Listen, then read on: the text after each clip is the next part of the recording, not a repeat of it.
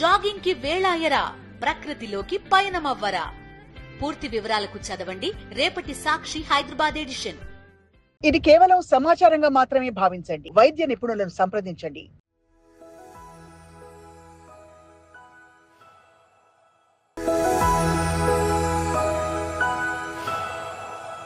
ఆయుర్వేదంలో ఈ పర్టికులర్ సమస్యని వాత సంబంధిత సమస్యగా చూస్తారా, పిత్త సంబంధిత సమస్యగా చూస్తారా? వాతపిత్త కఫాస్ పక్కన పెడితే మనము it's life style disease. So మనం మన లైఫ్ స్టైల్ వల్ల మన అలవాట్లు లేదా కొన్ని డిసీజెస్ ఇంకా వేరే డిసీజెస్కి రిలేటెడ్గా కూడా కాన్స్టిపేషన్ మెయిన్ మనకి ఇది కల్ప్రిట్ అనమాట. అంటే టిపికల్లీ మనం వాతం అంటాం. ఎస్, వాతం మీరు తీసుకోవచ్చు. ఇన్ జనరల్ పబ్లిక్కి మనకు అర్థం అవడానికి ఏంటంటే కాన్స్టిపేషన్, మలబద్ధకం is the main culprit here.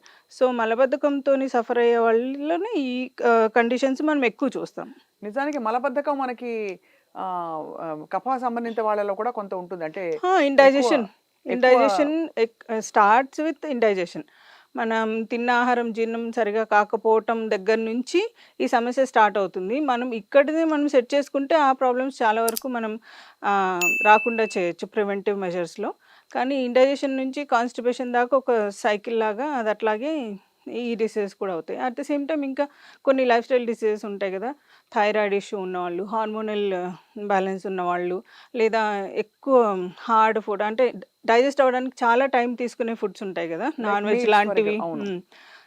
Without fibre తీసుకుంటే మన బాడీ కాన్స్టిట్యూషన్కి అగైనెస్ట్గా మనం వెళ్ళి అలాంటి ఫుడ్స్ లేదా హ్యాబిట్స్ కూడా అలాంటివి చేస్తే మాత్రం వాటర్ సరిగా తీసుకోకపోవటం, ఫైబర్ కంటెంట్ సరిగా తినకపోవటం, ఎక్సర్సైజ్ లేకపోవటం, బెడ్ రిడన్ ఉన్న వాళ్ళల్లో లేదా కొన్ని సిస్టమిక్ డిసీజెస్ ఉన్న వాళ్ళల్లో కూడా ఈ కాన్స్టిపేషన్ అండ్ ఈ రిలేటెడ్ ఇష్యూస్ చాలా కామన్గా కనపడతాయి మనకి. రెగ్యులర్గా వస్తీ చేయించుకోవడం ద్వారా కానీ, ఎనిమా ఇచ్చుకోవడం, మెడికేటెడ్ ఎనిమాస్ ఇచ్చుకోవడం ద్వారా కానీ ఇలాంటి సమస్యలు కొంత నివారించవచ్చు అని చెప్తారా? అవునండి. కొంతమందికి క్రానిక్ కాన్స్టిపేషన్ ఉంటుంది. వాళ్ళల్లో మనం సీజనల్గా లేదా ఏ సీజన్లో వాళ్ళకి అలా వస్తుంది లేదా వాళ్ళ కండిషన్ని బట్టి సపోర్టివ్గా మనం వస్తీస్ ఇవ్వచ్చు, లేదా ఎనిమా, వాటర్ ఎనిమా ఇలాంటివి ఇవ్వచ్చు మనం. లేదా అది డిసీజ్కి మనం థెరపీస్, సర్జరీ కానీ లేదా దానికి సంబంధించిన జాగ్రత్తలు తీసుకోవడం మూలన కానీ దాన్ని మళ్ళీ రాకుండా కూడా చూసుకోవచ్చు. రైట్.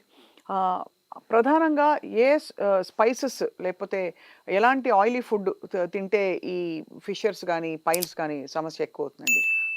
ఈ డైజెషన్కి ప్రధాన కారణం ఏంటంటే స్పైసెస్, ఎక్కువ స్పైస్ ఉన్నవి, కారంగా ఉన్న ఫుడ్స్, ఆయిలీ ఫుడ్స్ ఓకే, కానీ డీప్ ఫ్రైడ్ ఐటమ్స్ ఉంటాయి కదా, Chinese foods main, maida and రెడీమేడ్గా మనకి 2 minutesలో అయిపోయే ఫుడ్స్ కానీ లేదా మనకి స్టాండ్స్లో అవైలబుల్ ఉండే బేకరీ ఫుడ్స్ వల్ల కానీ మనకి ఇది కాన్స్టిపేషన్ వస్తుంది ఖచ్చితంగా. సో మనం అప్పుడప్పుడు తిన్నా కూడా దీనికి అంటే కౌంటర్ చేయడానికి ఫైబర్ అండ్ వాటర్ ప్రాపర్గా తీసుకోవడం అనేది చాలా ఇంపార్టెంట్. ఈ మధ్య గట్ హెల్త్ గురించి చాలా ప్రాధాన్యత వినిపిస్తుంది. గట్ హెల్త్ బాగా చేసుకోవడం వల్ల ఈ సమస్యలు కూడా తగ్గుతాయి కదా చాలా వరకు? డెఫినెట్గా అండి. గట్ హెల్త్ ఎందుకంటే మన అలవాట్ల వల్ల కానీ, మన బయట తినే ఫుడ్స్ వల్ల కానీ, ఈ పెస్టిసైడ్స్ వల్ల కానీ మన గట్ హెల్త్ అనేది చాలా డ్యామేజ్ అవుతుంది. న్యాచురల్గా ఉండాల్సిన మైక్రోబయం అందులో ఉండట్లేదు.